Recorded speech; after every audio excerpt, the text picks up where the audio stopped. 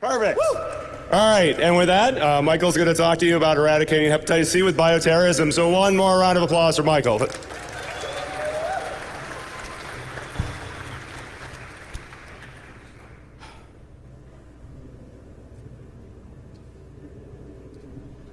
I don't know who needs to hear this, but I'm scared too. All the time. Of losing the health that I have.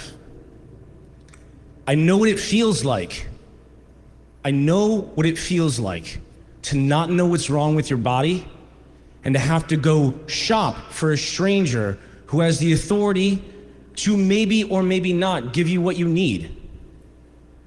I know what it feels like to know what's wrong with your body and to know what you need and to be told you can't have it because the infrastructure has failed and it's not available.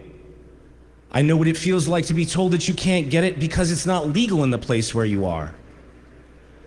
I know what it feels like to be told that you can't have it because the doctor doesn't share your opinion. And perhaps worst of all, I know what it's like to be told you can have it, only to realize that you can't afford it. I know this happened to you. It never should have occurred. This is wrong. And I hope to show you all some tools so that it doesn't ever have to happen again.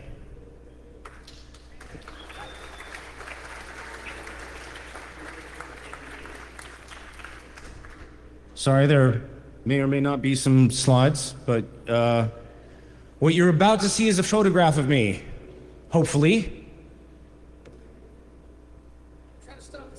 But I'll keep talking. The photograph you're about to see, you'll notice I looked different then. I had long hair. I was overseas.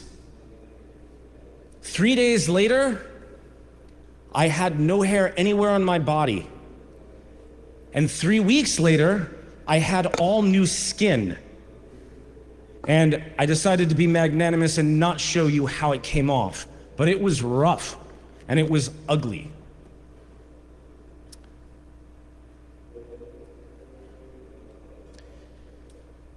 Then there's another picture. I'm recovering in a hospital. I have an IV in my hand. A tumor had just been removed from my body. This was the first picture. Is it up? You guys see it? Here I am 3 days later. Here I am 3 weeks later. Here I am in the hospital. Well, somewhere I'm in the hospital. And they'd removed a tumor from my body that was invisible on the MRI. And the only reason it got removed is because I insisted on it. There's another picture of me in the hospital. Oh, I can see my slides. Sorry, guys. I don't know if it's still getting a black screen, but it's all right. There's another picture of me recovering in the same hospital because I had to have another operation, also under general anesthesia, just to prepare for the other surgery. Now, the important thing to note, and what I'm trying to impart here, is that most medications you can make a better, cheaper version of yourself at home. Anybody can. It's entirely doable. Now, if the slides won't come up for whatever reason, I'll talk through it. But there are a handful of tools that you need to go through this. The first thing that you need to do is you need some chemistry. Now, most people kind of cower. Chemistry seems hard. It seems like a specialized thing. Well, sure, if you're doing research chemistry, yeah, that's why there's a PhD in it. Of course. But if you just need to operate it, similar to the difference between building a computer and using a computer, it's significantly easier. It says a lot about the state of humanity when we develop all of these things and don't deliver them. Sorry, I just gotta bounce back to this slide too. This is so important. Those research chemists that are doing biochemistry, they're doing medicine, they're doing incredibly important things. It's amazing. It's amazing. It's so sophisticated. And yeah, there's a reason that they get PhDs in it. But if all you're trying to do is pirate something, that's doable and it can be automated. I believe this. That's why I'm here. Hacking is important for the world. It saves lives. All of you know this. You've seen it. This is just a little more direct. It can happen with anything. You take something and you use it for a purpose for which it was not intended, so that you are no longer gatekept against access. This is why we do what we do, and I know you all understand this. Yeah. Knowledge belongs to all of humanity. I believe this with every fiber of my being. There have been moments in history where economics and morality have come to a head, and the economists have said, you can't have that. I'm sorry, it's not moral. It's the way our economy works. And the moralists have come back and said, that's not good enough. It happened in this country with slavery. People said, people can't be property. That is not acceptable. And the economists said, yes, it's really unfortunate and it's kind of old, but that's how our economy runs. And the moralists came back and said, that's not good enough. And similarly today, people are dying every day because of intellectual property law, making it so that people do not have access to the medicines they need. And the economists say, oh, I know it's an old system, I know it's being abused, it's kind of unfortunate, but there are trillions of dollars circling the world. We can't just pull the rug out from under that. And there are some of us who are saying, that's not good enough.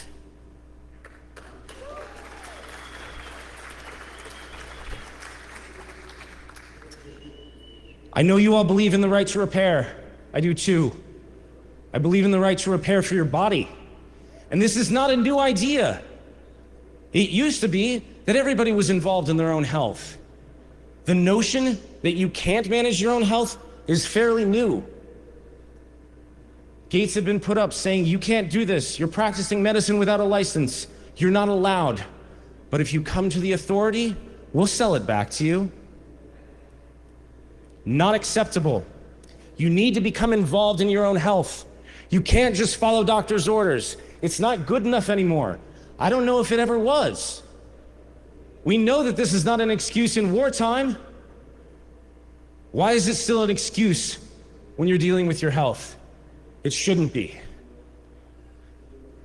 I'm gonna say this again. You can make most medicines yourself at home, and you can make them better, I'm not kidding, better, and cheaper. Now, we're gonna have to look at how. I wanna do a quick poll here. How many people know somebody who owns a cat who is also either immunocompromised or pregnant? Show of hands real quick. Yeah? Okay, a couple. Next. How many people know somebody who has an allergy that sends them into anaphylactic shock? Oh yeah, plenty. Okay, cool. How many people know somebody who has hepatitis C? All right, couple. All right, I'm gonna remember you. How many people have a uterus and are child-free by choice? Cool. All right, fewer than I thought, but all right. Who remembers this guy? This is Martin Shkreli, and what you're seeing right now is him lying to Congress. He was CEO of Gilead Pharmaceuticals, and what he was lying about was the pricing structure of Daraprim, pyrimethamine, an anti-toxoplasmosis drug. It had been $13.50 a pill, and he changed the price to $750 a pill. If you calculate this out, a full course of treatment is just south of $19,000. This is his phone number. I called him from stage at Hope in 2016. He didn't answer, but he called me back a few hours later. Of course, he got hauled off to prison a while after that. Here's what we did. We took exception to this. We found a new synthesis pathway. It had one step fewer, it was much more efficient, there were greater margins of error, and there was greater purity and yield. So we made some. Here I am at that same conference throwing pills to the audience that cost me $0.25 to make each. And you can make these things too. Making pills is easy. If you have active pharmaceutical ingredient, just pack it into caplets. Measure it out. Everybody can do this. It's not difficult. And here's what a course of treatment looks like. Now, it's amazing there was so much outrage around what he did. And yet, the pricing structure still has not changed, but you can make a full course of treatment for $80. Now, who said they knew somebody who had a cat and was pregnant? You want it? I'll toss it out. Keep that person healthy. Keep that person safe. More to come. This is Heather Bresch. She is, can you guess, lying to Congress. She was CEO of Mylan Pharmaceuticals, and she was lying about the pricing structure of the EpiPen. I know everybody remembers this one. It was $60 for a pair. And then she decided it was going to be $604 for a pair. We presented about this in 2018, and I called her at this number. It might still work. You can try it. She didn't answer. We decided to make our own version. It's not a complicated thing. You take an auto-injector that's designed for needle-phobic diabetics, you put in a small syringe, a large needle, and a vial of epinephrine. You can make one too. This costs $30. Additionally, you can test it to see if it works, and you can reload it for $3. You just need a new needle, a new syringe, and a new hit of epi. And again, after all of this time, the pricing structure has not shifted. There is no leverage to change these prices. You can make your own. It's not hard. Now, who said they had a friend who had anaphylactic shock? You want it? All right, here, pass it back. Keep that person healthy. Keep that person safe. And make more. It's not hard. And then there was the time that these 9 robed creeps decided they were going to ruin... Sorry, hang on. And then there was this time that these 9 robed creeps decided they were going to just ruin everything for everyone by saying you couldn't have the medicine you wanted if you happened to have a uterus. We thought this wasn't cool either. And at Hope in 2022, we figured out a way to dope business cards with abortion drugs. It's fairly simple, and you can do it too. Here's all you need. You get some active pharmaceutical ingredients, some Everclear, a blender, and a pipette. Then all you do is you put in the Everclear, you put in the powder, you blend it up, and then you take the pipette and you put 6 dots on a business card. Here I am 2 years ago at DEF CON at a house not far from here, making about 200 on a table. Here's all you do. You lay them out. That top one's special edition. You can't get that anymore. You put 6 dollops on a card. Those are the 3 doses that you need to induce an abortion. You let it dry. It curls up like this, and then you put it in a baggie. It is super simple. Here's the entire table, and then you bag them up in the morning. And then maybe you put them places, because it's just the size of a card, maybe in the family planning section in a drugstore. Or maybe at your local public library, you find an appropriate volume that somebody who might be in need might find, and you just slip it in there. And again, the recipe you just saw is for 100 cards. So maybe you even get really creative and decide that another third place that people go to who might have trouble getting access to these sorts of things. I mean, up to you.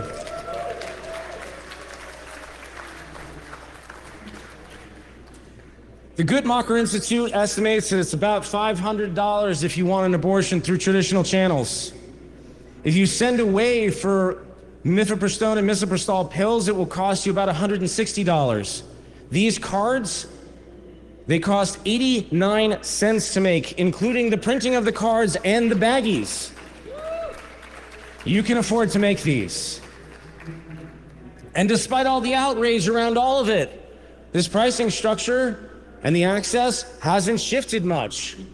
Now, for some of you who recognize patterns, we'll anticipate the next question, which is, who would like my business card? Who wants this? I'm not gonna make assumptions, but I think you don't have a uterus. Which, yeah, all right. Here, will you pass that back? And there may or may not be a bunch of these stashed in ladies' rooms around. I don't know who put them there. This is hepatitis C. This is what we're talking about today. This is terrifying, and it's not common knowledge. It is more virulent than HIV, it is more widespread than HIV, and it is more lethal than HIV. And it is a very clever virus. If you want to get into the molecular biology of it, it's incredible. It is awe-inspiring. This is Sovaldi, also known as Sofosbuvir. This molecule makes magic happen. It actually goes in and interdicts in the replication process when hepatitis C is trying to make more of it. Here is the enzyme that allows hepatitis C to make more by replicating RNA. And here is Sovaldi inside of the binding pocket doing what one of our chemists referred to as fucking shit up. This is not just a drug that's helpful. This drug will actually eradicate the virus from your body. This is the first time this has ever been done. If you have a virus, either your body manages it or you have to continuously take antivirals for the rest of your life. You can actually be hepatitis C free with this drug. It's not just a treatment. You take 1 pill a day for 12 weeks, and hepatitis C is gone from your body. What is the catch? These pills cost $1,000 a piece. And for those of you who are good with arithmetic, you will notice that this is $84,000 that it costs. And it will come as no surprise to the Americans in the audience that insurance companies aren't super hot to pay for it.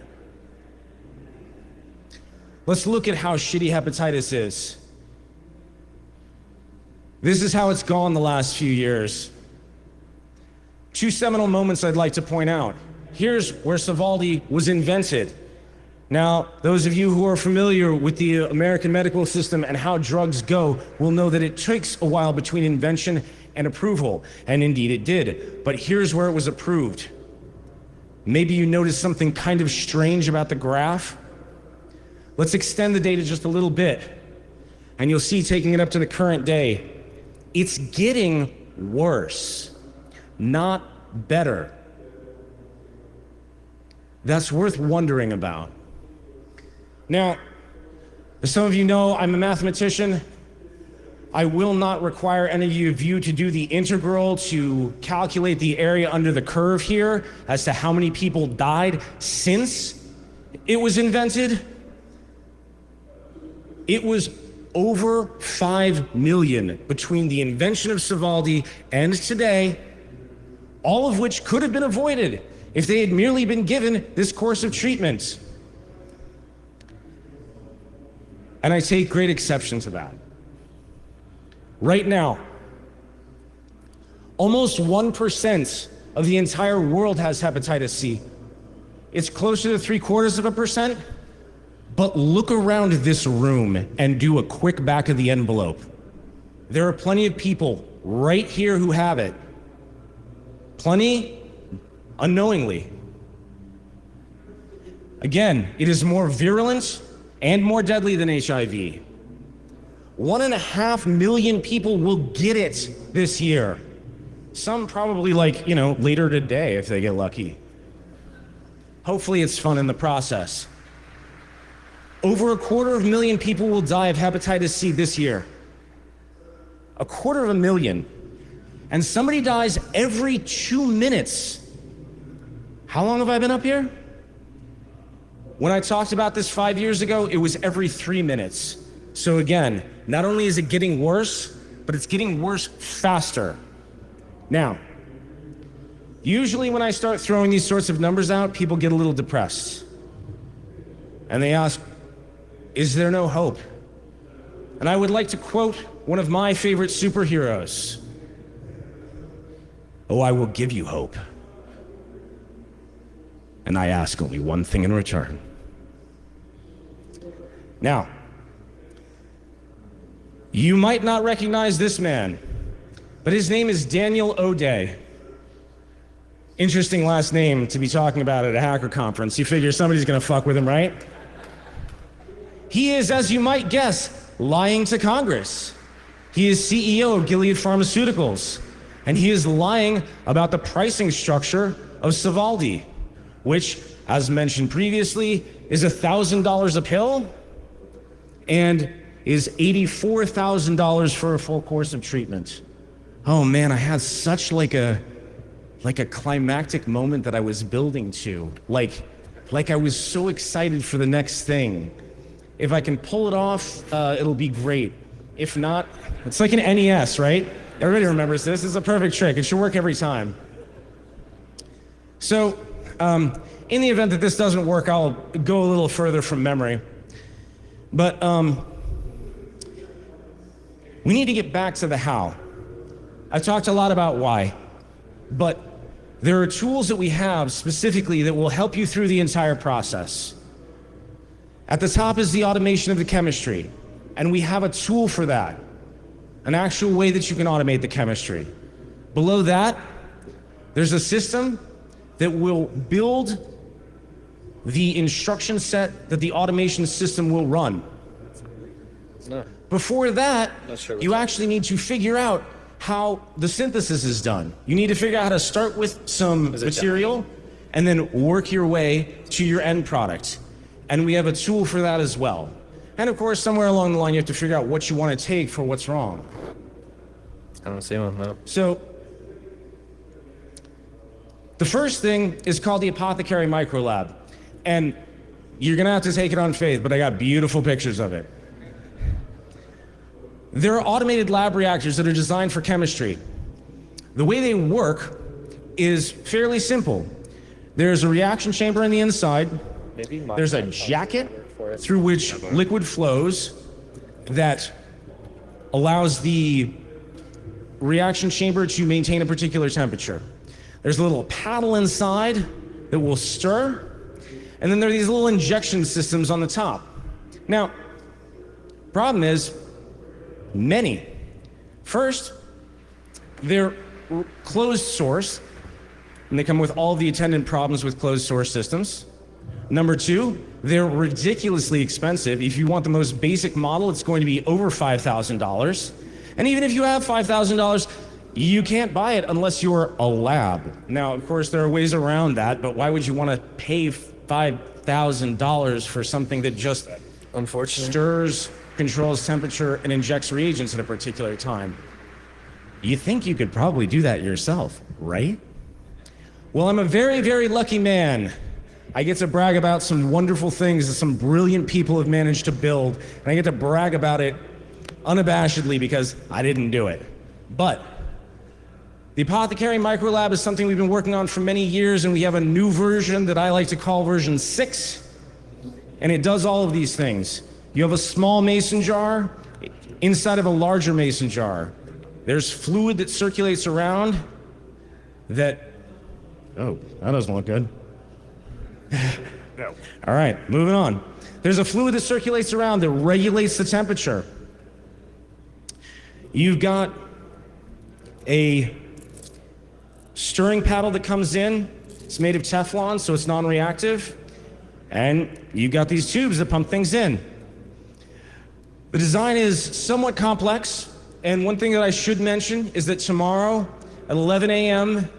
in the content creators stage, we'll be doing an extended version of this talk. It's on in number 2, and we will be going through and we will be demonstrating the actual tool. We will be going through, you will see it making medicines on stage. All of these online systems about which I'm about to speak, you'll be able to interact with in real time because we were discouraged from having live demos on the main stage because, well, you know. So, you'll also be able to request particular drugs. If there's a drug that you'd like to know how to make, we'll try and figure out a way on the fly, live. So please come on by, it'll be fun.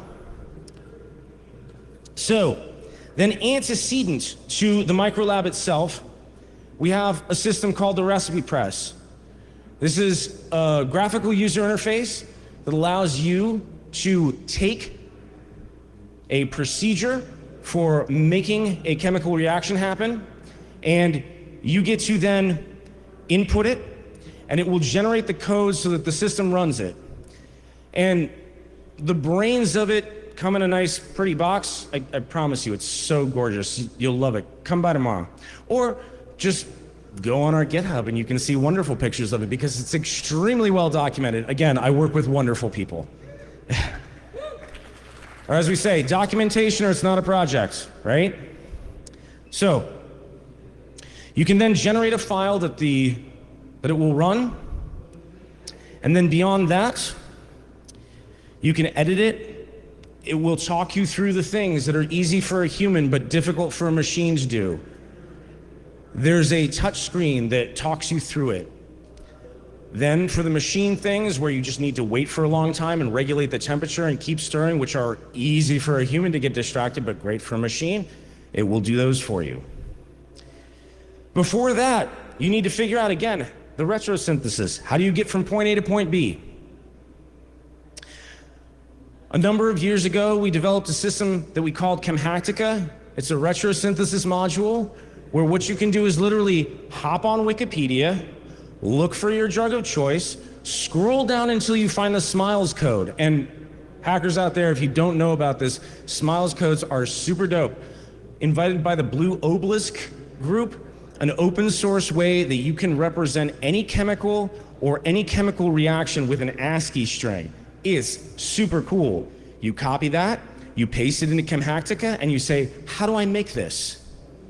It will find ways to do it.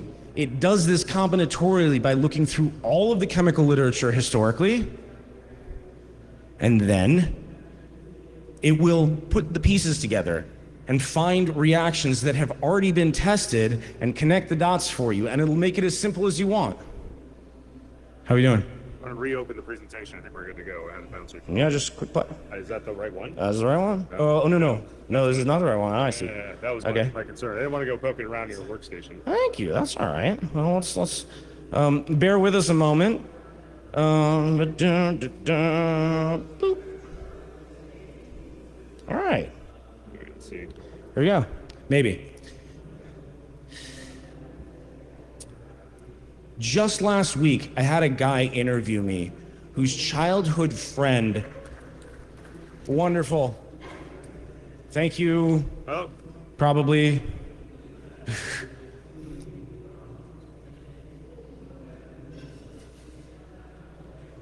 All right, cool. I'm just gonna sort of forward the slides until it catches up with me. I got interviewed with a guy who told me this heartbreaking story about his childhood friend dying of, I believe it was multiple sclerosis at 25 because she had a very rare subtype, and the medicine for that particular subtype, because it was so rare, had been given orphan drug status, which gave it this extended patent length and also allowed for the price point to be whatever they wanted. And it was priced at $850 a day. And she died. And he and I sat down and I shared my screen with him and we went on Chemhactica, and in a matter of minutes, he and I, neither of us chemists, figured out a way to manufacture it for $20 a day. It's that powerful of a tool. Now, that's not to say, of course, that there isn't some chemistry still to be done. You do need to figure some things out, but this gets a huge jump on it. You could potentially find a synthesis mechanism just with this and a good chemist, rather than having a giant team of them work for months. And additionally, this is how we figured out how to make Sovaldi. It's tempting to skip ahead, but I kind of don't want to touch it. So I'll keep talking a little bit and see where we are on the clock here. How fragile is this? Where'd my guy go? All right, well, I'll just keep pressing the button. So both of these services are live now. The other thing to note about the, is this safe? Yeah, sure. Can I skip down? Yeah, I'm gonna unplug it. No, just hit escape. It's fine. Okay. And then, Right down, you want to go? and then I can just scroll. Okay. Thank you for bearing with us through this process. I appreciate you all. Oh, right, I was about to do a thing. Okay, cool. So, here we go. Yeah, I guess I kind of gave it away, didn't it? All right, but here we go. All right, here's Daniel O'Day, lying to Congress about Sovaldi, and I think I have time to take exception to his pricing structure. And my hacker friends, I have a question for you. Should I call him?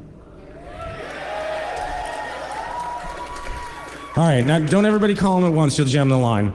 We'll see what he has to say. All right, Danny boy. Pipes are calling. Four Thieves Vinegar is calling. And we're not pleased with what you've done. So here we go, 415-533-3976. Call him afterwards if he doesn't answer, okay? Let's give this a try.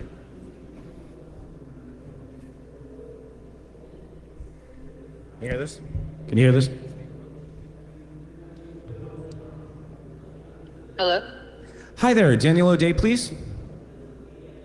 Who's calling? This is Dr. Michael Laufer. Who? Dr. Michael Laufer from the Four Thieves Vinegar Collective, please. From the what? Sorry, I can't understand what you're saying. I'm sorry, the connection's bad. Dr. Michael Laufer, I'm calling from Four Thieves. He's expecting my call. He's expecting your call? Yeah. Okay, hold on a second. Thank you so much. What? Yep, I'm still here. Hold on. Hold on. Dan? Dan? I still can't understand who you are. I'm sorry, can you say that again? Yeah, Dr. Michael Laufer from the Four Thieves Vinegar Collective. I'm calling from Las Vegas. I don't know. I don't think he's expecting your call. Well, can you put me on with him anyway? I don't know. I think so. Who's this? Hi there, it's Dr. Michael Laufer. I'm calling from the Four Thieves Vinegar Collective. No, this isn't your call. I don't know how you got this number, but please don't call it again. Well, you sure you don't want to chat? Hello? Well, I tried. I was gonna invite him down and everything. All right, moving on. How do you do DIY pharmaceuticals, even if you don't have help? Again, you have to automate the chemistry, you have to deal with the reaction, and I'm cutting down on time. So here, again, some of the stuff that I talked about, again, tomorrow at 11 a.m., Creator Stage 2, you can come by and you can get all the detail on this. I'm gonna skip down again, And, but you'll see, again, if you look in the like side column here, you can see all of these really beautiful pictures of things. But I'll show you just one little bit here. I'm gonna have to sort of jump back and forth. But here's the MicroLab in all its glory. And it's actually doing chemistry here. This isn't gonna work. This was so slick when I put it together, I apologize. But here at the end, I'll show you this little bit. You have your active pharmaceutical ingredient in solution in this smaller jar, and all you're going to do in the last step of most chemistry is just pour it through a coffee filter. It's as simple as that. And once you do, then you're gonna sit there and you're gonna let it drip. And all of the impurities flow out, and your active pharmaceutical ingredient is left, and you just dry out the coffee filter, and there's your drug. Again, come by tomorrow and you'll see this all happen in real time. I already talked through these systems, but again, these are online services that we have, which we will show. The recipe press is a brilliant piece of work. Chemhactica is a brilliant piece of work, but let me just talk about Sovaldi specifically. Here it is rendered in 2 dimensions. I'm sure you've seen this. For those of you who are chemistry phobic, do not let this bother you. I promise this is simple. Our chemists are brilliant and did the hard work. Here's what the reaction looks like. And the amazing part of this is that it is only 1 step. So pay attention. This will be very quick. It will only take a moment. Here's what you have. On the right, you will see this ring with fluorines. The fluorines and the oxygen will break off like this, and you get that little extra stick that wants to connect to an oxygen. And there's that lonely little oxygen on the other side, and they're going to make friends. And they do it like this. And for those of you with good short-term memories, you will see that this is indeed the molecule that we were trying to get at the beginning. A single step, and you can get this drug. You want to see it in 3 dimensions? Here you go. Again, the fluorines are the green, the oxygens are the red. You're going to see this piece break off, and you're going to see this extra little stick, and it wants to come around a little smooch. And there's Sovaldi. Now, eventually, you're going to have to make pills. They just passed a law that make owning a pill press a felony. Hilarious, because all you need is something that will press something. I've had people tell me that reloading devices can do this. A simple arbor press will do it too. Say you want a pill mold, you can print one out of resin. Then you take your active pharmaceutical ingredient, you tap it in, you fill it up, you put the plunger in, you press it down, and then you spray it with glitter. Why do you spray it with glitter? Well, to put it in the words of one of our chemists, if it doesn't sparkle, it's not my revolution.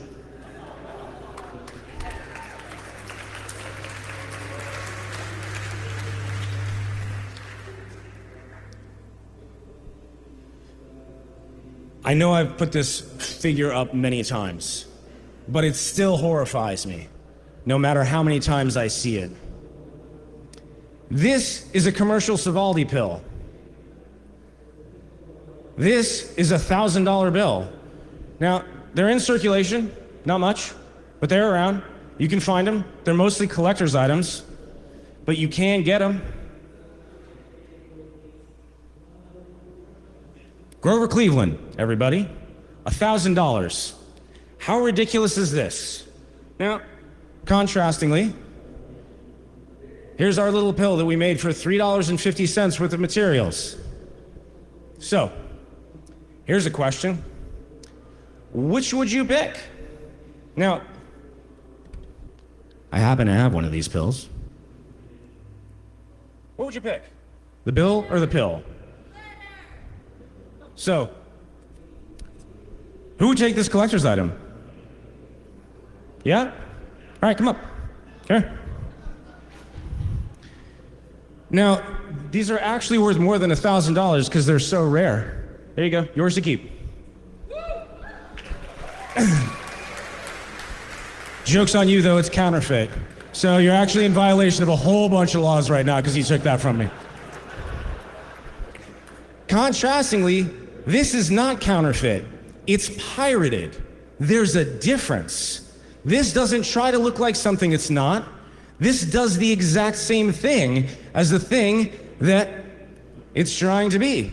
And it doesn't have to try. This is both chemically and isomorphically identical to anything that you would get in a pharmacy if you had the money. Now, I get this question a lot. Now, of course, the point of all of this is that you don't have to test it. The systems are designed so that all of the care and attention you can get on the front end, and then you don't have to. But we did anyway. Anybody out there who knows how to read a high-performance liquid chromatography readout will see that this is fucking amazing. That spike is perfect. There's only one thing in there. For those of you who don't read these, here's something a little more quantitative, and I will draw your attention to this number. That's the purity. Before you get too impressed, allow me to say, if you were to buy Sovaldi in the raw from a chemical supplier, you only get 98%. Again, for those of you who are astute with numbers, you will notice this is an order of magnitude more pure than what you would get if you bought it. Yeah. Where'd my goon go? I need another shot. Thank you, sir. Watch this. My team's watching and they're all freaking out right now because I didn't tell them I was going to do this. Woo!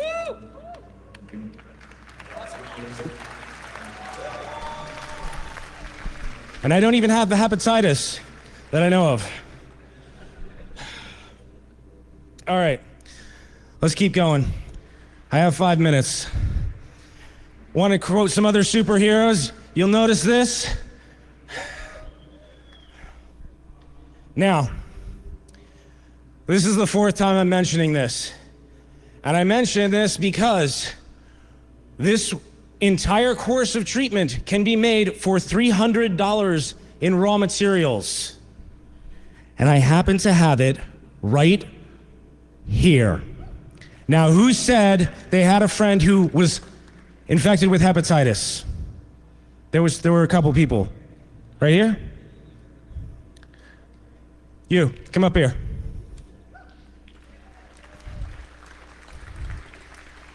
Keep your friend healthy. Keep them safe. Thank you so much.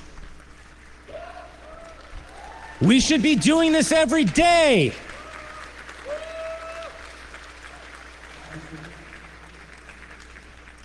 I get this question a lot.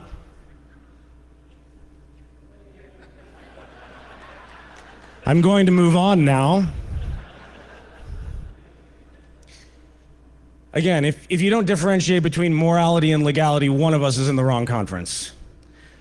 Again, none of our work scales up. This is worth noting because those of you who are like, wow, he does stuff super cheap. Maybe I could start a business. It won't work. I mean, go nuts, right? But you're going to be wasting it. Talk to a chemical engineer. Scaling chemistry is very difficult. When you do it on a small scale, it's much easier. And additionally, some people are like, oh, that's super exciting. How do I get one? You make it. We don't sell anything. We don't even sell merch. We have a merch page on our website showing you how you can make your own.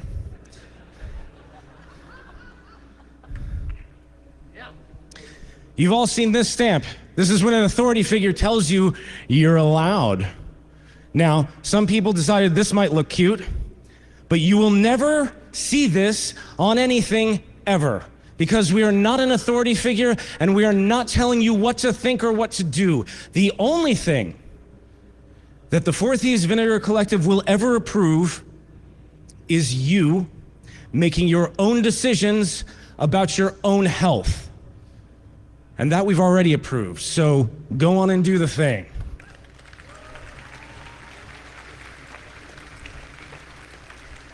I'm running low on time, so I'm going to skip this slide, but we have some more deep ideological ideas that I would rant about if I had more on the clock. Again, come to the Biohacking Village tomorrow. You'll be able to see everything. This is an American phrase, isn't it? I'm gonna add another one from the same genre. And with this, I would like to address the feds out there and some of the execs from pharmacy. I've spotted some of you during the day. And I'd like to say the following. I would rather be singing your praises. I would like it much better if you did your work properly so that our work became obsolete and we could go do something else. But until you do, if you would like to stop me, you will have to send assassins.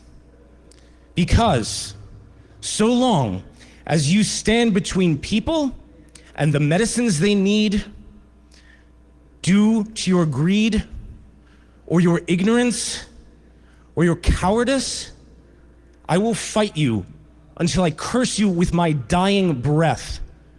And when you kill me, it won't matter much. I'm just another human, like the thousands who die from your inaction every day. And the other members of Four Thieves will step in to continue the work.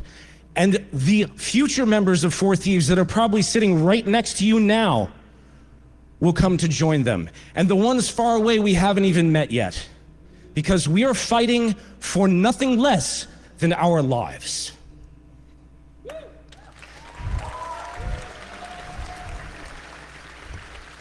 Help is not on the way. I will say this last. My fellow hackers, come join us.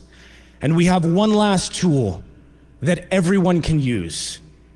And you don't need to read anything about it, and you don't need to build anything. The next time a medical officer says you can't have what you need, look them in the eye and say, if you will not help me, I will make this myself. Because that's the truth. You can. Thank you so much.